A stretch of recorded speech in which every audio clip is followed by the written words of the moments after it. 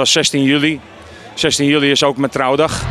Dus we waren 20 jaar getrouwd op die dag en op die dag is mijn dochter overleden. En ja, dat zeg ik, weet je, het was voor de derde keer terug. Er was gewoon geen haar bij elkaar meer. En het mocht gewoon niet baten, helaas. Maar ja, voor mij is dit zingen is gewoon alles.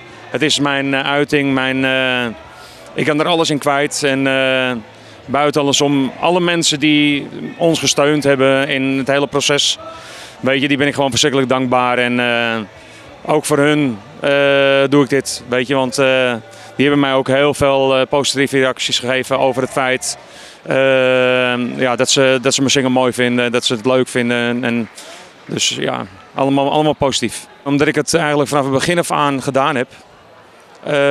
En ook eigenlijk vanaf het begin af aan gewoon door ben gegaan met werken. Want alles draait erom, dus dat alle kosten gaan door, alles gaat door. En dat is Nederland. En het wordt in plaats van makkelijker alleen maar moeilijker gemaakt. En dus het is niet van een kunnen of nee, je moet ook door. En gelukkig ben ik vrij sterk daarin in mijn karakter dat ik het kan.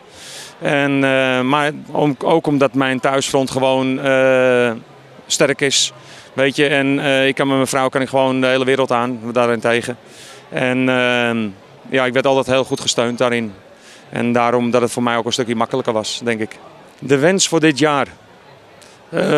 Gezond blijven en genieten.